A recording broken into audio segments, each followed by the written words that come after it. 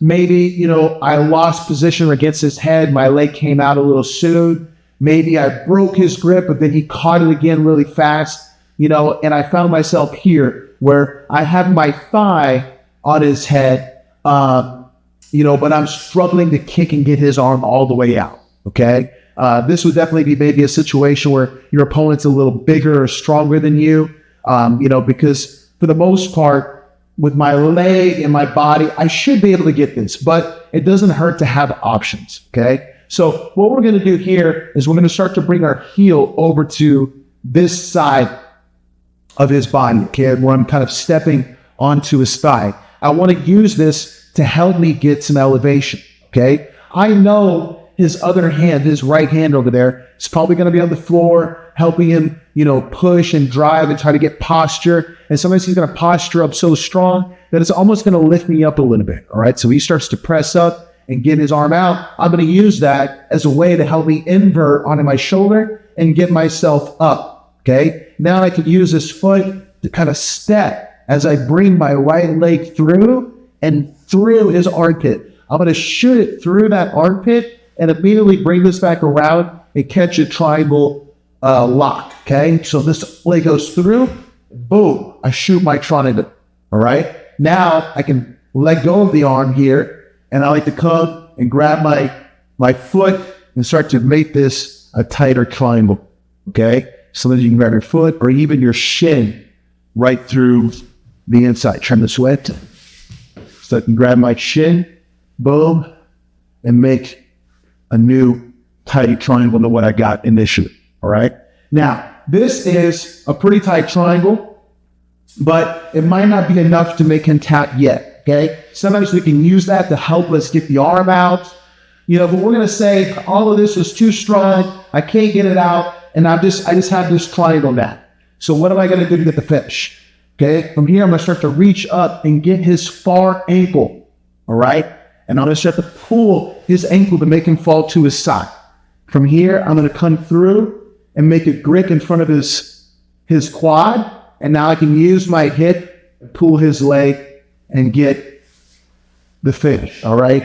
I would say this is, you know, a choke, but it's not a pure choke. It's also a bit of just, you know, pure pain. We'll call it a little bit of a spinal attack, all right? So, again, same position, boom. I try to go, my legs split, and now we're here, okay? I'm not strong enough to get his arm out. Okay, so I'm going to step, use that foot to help me invert, and now I'm going to bring my leg through, out from the half guard, and shoot that triangle all at once, okay? So I'm kind of lifting off and shooting and using my hip and my legs to bring his head down, all right? From here, I'll let go, grab my shin, adjust my triangle, all right? Now I don't have to think about his arm anymore. From here, I'm just going to lift up, find that far foot, bring him down, make my lock, and then hip it. There's my tap, right?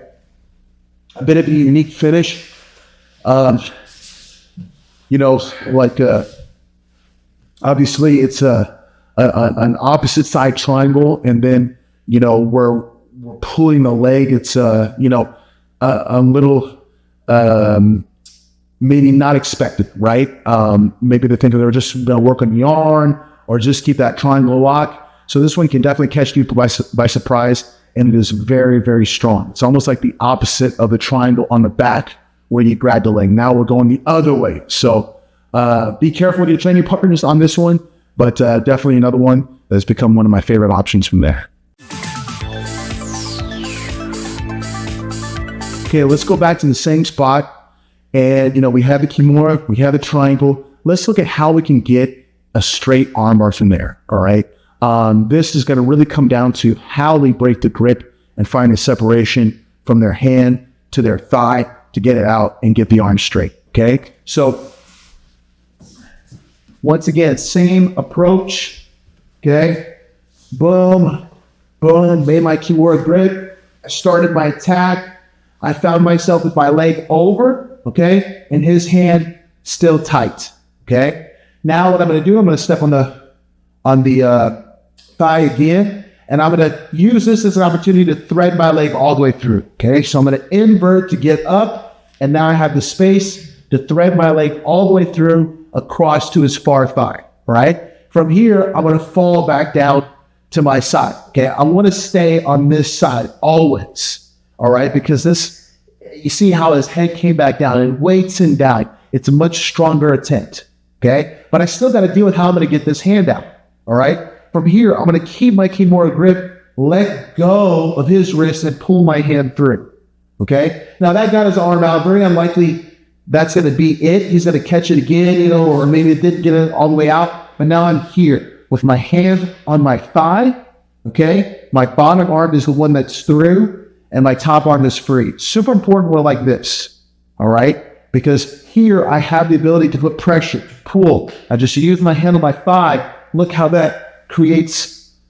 tension to bring his arm free. Go and cover it again, okay? Yeah, get a little stronger. Use those muscles. There we go. So now, if this isn't enough, that's fine. I'm going to use this together with this hand, and I'm just going to be pushing both together. So I'm going to kind of shove this leg little by little. Don't try to go too hard all at once. Just give it some shots as I'm pressing here. Once that wrist is out, I'm going straight for the finish. Okay? I'm going for the arm. I don't care about rolling him over. Okay? I'm taking this arm from here. If I get it here, great. If he rolls in an attempt to relieve the pressure, go ahead and roll. I know that when we land, I have it, okay? I focus on that hand, all right? And getting the extended arm, I don't focus on making him roll. I'll let that happen on its own, okay?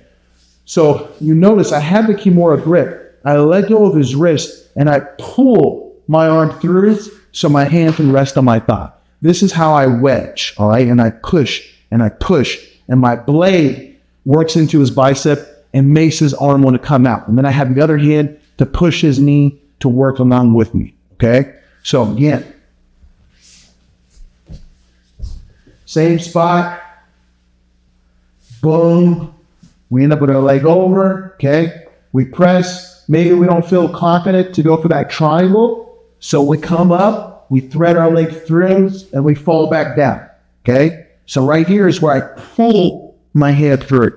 Okay, I got my bottom arm through to my thigh. I have good pressure here, all right? It's very hard for him to lift up and find his way out. My feet are on as well, okay? My foot is hooked. I'll show you guys the other side in a second.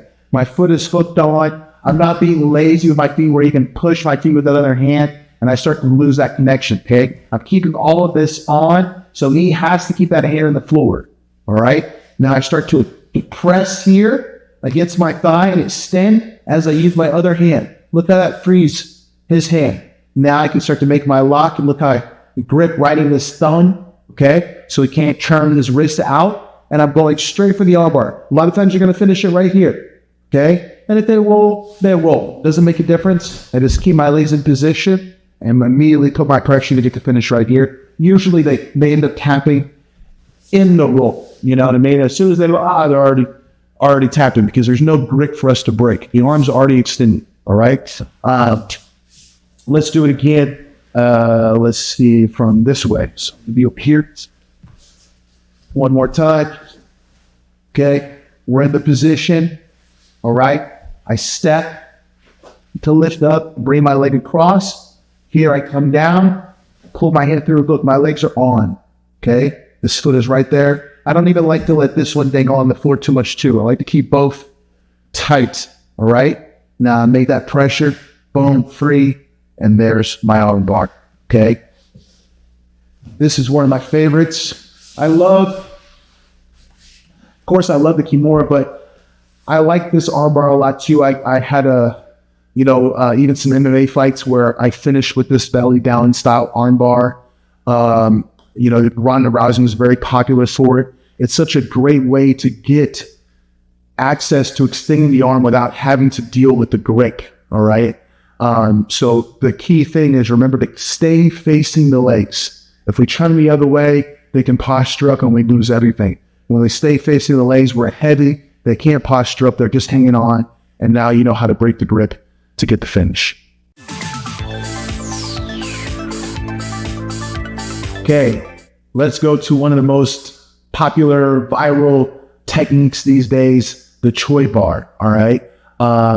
Definitely a great option from the knee shield no gi half guard. And what I love about this is it's going to basically follow the same details as what we just put in with that Kimura armbar that we just discussed. Okay. Now we're going to have a little bit of a different setup though. All right. So going back to the hand fighting. Okay. Let's talk about the potential sequence here, because the hand fighting is going to end up having its own little bit of rhythms and dance. All right. We can look at a sequence. Okay. Of course, he should never let me keep the wrist control. And if I go wrist control by itself without his head, it's not hard for him to swim his hand in and then maybe try to get my own wrist. Right. So if that happens and he gets control of my wrist, I need to be ready to use this hand to break his grip off. Okay. And anytime I get this cross wrist control, I can look to set up my Choi bar. All right. Because now, almost as if I was diving for his leg, I'm going to dive and give access to my head a little bit. Okay. But bring my arm underneath where I can immediately make a clasp. Okay. I can start to clasp my grip. All right. So when I do this, I like to come as much with my first arm as I can, and then start to come with my second arm. And now from here, that same,